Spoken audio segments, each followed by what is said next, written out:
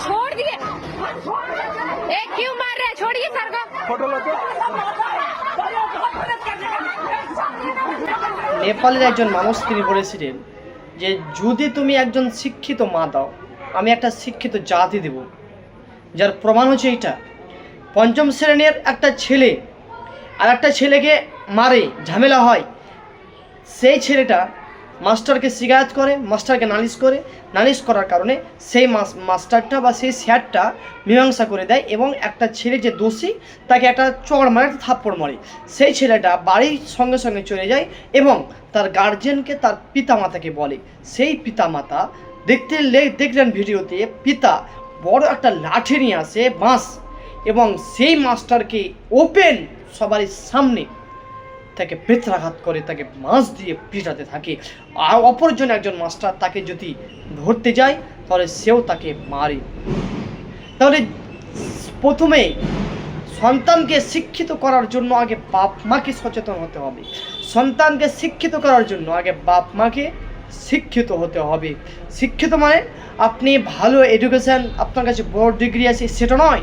শিক্ষিত মানে যে একজন মানুষকে রেসপেক্ট করা। শিক্ষিত মানে আপনার কথার দ্বারা কোনো মানুষ যেন অসম্মান না হয়। শিক্ষিত মানে তাকেই শিক্ষিত বলা হয় যে আপনার ব্যবহারে, আপনার আচরণে অপর মানুষ যেন আপনার সুনাম করে।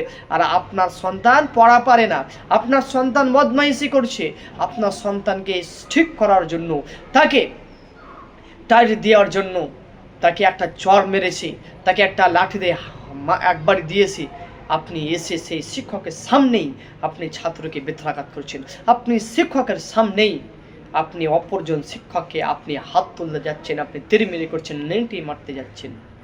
এটা মানুষের কাজ নয়, এটা একজন জাহেল, অজ্ঞ, মূর্খ কাজ, তাছাড়া কার কাজ নয়।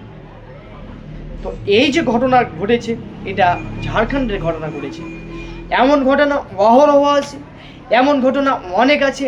শিক্ষককে মারতে গেছে, এমনকি ছোরা নিয়ে পর্যন্ত মারতে গেছে, এমনও ঘটনা আছে। তো এই সমস্ত ঘটনা ঘটলে আপনারা তার প্রতিবাদ করুন। এই সমস্ত নোংরাতম যারা অভিভাবক আছে তারা যেন বুঝতে পারে যে একজন মানুষকে, একজন শিক্ষককে সম্মান করা অপরিহার্য। যদি আপনি সম্মান করেন, আপনার সন্তান সম্মান করবে। আর আপনি যদি শিক্ষকের সঙ্গে ভালো আচরণ করেন তাহলে আপনার ছেলেও দেখবেন একজন বড় ভবিষ্যতে ভালো শিক্ষক হবে, ভালো মাস্টার হবে, ভালো ডাক্তার হবে। ভালো লাগলে সাবস্ক্রাইব করে দেবেন চ্যানেল এবং এই ভিডিওটি বেশি করে শেয়ার করে দেবেন। আসসালামু আলাইকুম।